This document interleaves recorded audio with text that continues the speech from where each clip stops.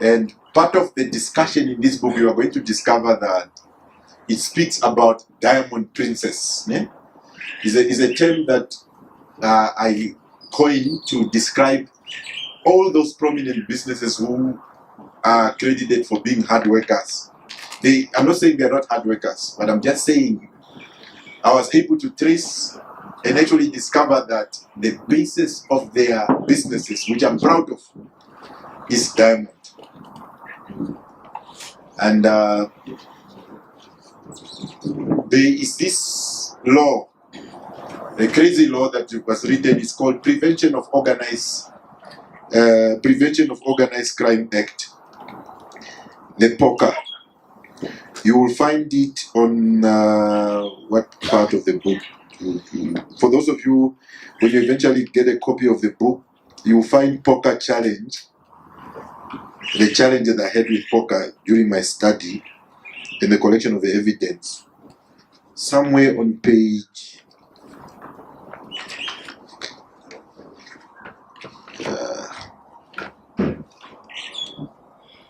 okay, you will find it there, whatever the page is. So what is actually saying? This law says nothing in this act would, in other words, they can actually, maybe the lawyers can interpret things. I found it very strange. It actually had an impact on research. On one hand, we have academic freedom guaranteed in the Constitution, that we have freedom to inquire, freedom to publish our findings, but POCA says nothing in the act. If it's so discovered that you have proceeds from illegal activities, even before the commencement of that act. The lawyers tell us that law is supposed to be, it's not supposed to be retrospective, isn't it? But POCA says that they can even go back to 1990, even I think they can even go to 1975, because they say that any law that was applicable before Namibia's independence, until and unless it's repealed, it becomes applicable. So if there is a law that criminalizes stealing of diamond, which other people can probably argue is that it's a common law practice, it's still applicable. So part of the challenge that I have is that you now needed to protect almost everybody that you interview, except for key informants that are interviewed on the basis of their skills. One of the things that John and others perhaps should be able to take place. So those are all the challenges that you also find. But it was also very exciting. Now during those processes, because nobody speak about diamonds and their contribution, people were basking in shame.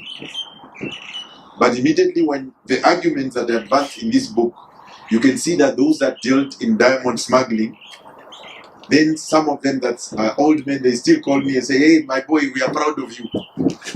Because we were able to put an account together that we had no responsibility of legitimizing an illegal and illegitimate regime. So when the local people were helping themselves to their own resources of their ancestors, they did nothing wrong in the colonial context. So that's one of the arguments that we're also arguing, that can you claim that something illegal has happened during the colonial project? It was legal to kill a black person during the colonial project. But why is it that those people were able to help themselves to the diamonds and they went to build churches in their communities? We stigmatize them. That's also one of the conclusions, and it's been done. It's an argument that is done beautifully in a scientific way. Because the apartheid state was declared. Apartheid was declared as crime against humanity. How is it that an illegality can be found when the United Nations and everybody else found that the regime was illegitimate? The ICJ went to rule, I think it's in 1974 or 1976, about the presence of South Africa in Namibia. How is it that the local people, whatever it is that they did, would be regarded as illegal? So we contest that narrative with clear conclusion to argue using sense definition of development. What is it that can account as development? Is it a huge building? So Sen, the book, assume and take sense, the Indian scholar, development as freedom, development as opportunity. Okay? So I'm just explaining to you the intricacy and the challenges to answer and respond to Henry's question about the challenges that the author you will find. You will see all these things, but it's also very exciting. By the time I did much part of collection of my data when I went to Oranjemund, it was 2017. You still couldn't get into Oranjemund without a permit in your own country. 2017, that means what? Is it 27 years after independence? You still couldn't get in without a permit. Somebody inside must apply for you to come. It's not only that you need a permit, but you also need to demonstrate and show to Namdeb, to your government, where are you going to stay in our sacred place called Oranjemund. But there was still no road. The road they were just completing it. But in the 1950s, 1960s, they built a road. CDM built a road over the Orange River to be able to transport the diamonds. In the 50s, 27 years after independence, no road built. Because it wasn't necessary to see. And you would understand when you read the book, there's a part where we speak about CDM. CDM stands for Consolidated Diamond Mines, which is now Namdeb. CDM was effectively a state within a state. It had some sort of relative autonomy. Now, I just quickly want to do the connection between why are we arguing and saying illegal diamond and connecting it to Aawambo and connecting it to development. Yeah? And you need to be able to understand. And you see, you just hear Vambo, Dr. Benzi is here. This, who is this? I'm a Vambo. What do you speak? I speak Vambo. Where I'm from? I'm from Vambo. And that's generally, it has even penetrated into literature. I even had a discussion. The language is not Vambo. The language is Oshiwambo. Ne? But remember, the Boer doesn't have, to a Boer, the W is V. So Oshiwambo, so what the Boer did, remove the O and S and I, remove that, change the W to V, the language becomes Vambo. So the person is Omwambo. The person is not a Vambo. Omwambo. The place is Aawambo. Ne? Oshiwambo, Omuwambo, Aawambo. So I'm just raising this issue so that you can understand that when you read, you will find some parts that say Vambo. There is no such a thing. It's a W that is made a V. And most people will not understand that. Probably it's the same as when we say you speak Damara when we meant Koikoikoa, probably. He said Damara, he speaks from Damara, but at least we don't have to say, oh, he's going to Damara. At least we still say Damara land.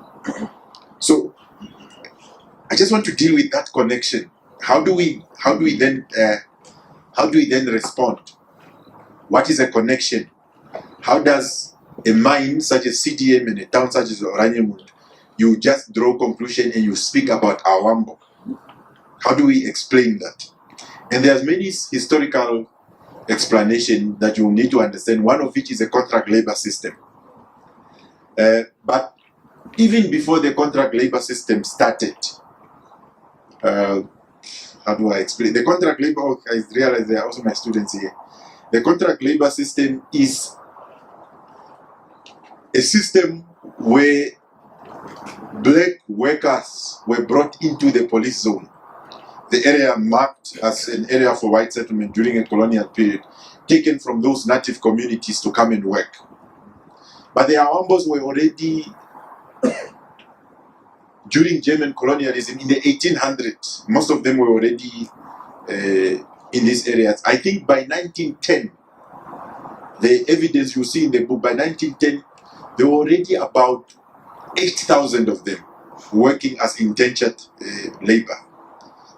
It means people who are working in the police zone in all these areas without you are not employed. There's no contract. You're just working there.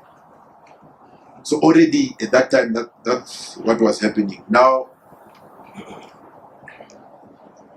in 1925, the colonial state was concerned about what is it that we need to do, because they needed to supply labor to the mines and the farms and things like that. Because remember, during when the South African took over, you are a young man, you are 25, you get free money from what now becomes an agri-bank, you get free slaves to work for you in those farms. They established two labor recruitment organizations. The first one is called Northern Labor Recruitment Organization, called NLO. The other one called SLO, Southern Labor Recruitment Organization.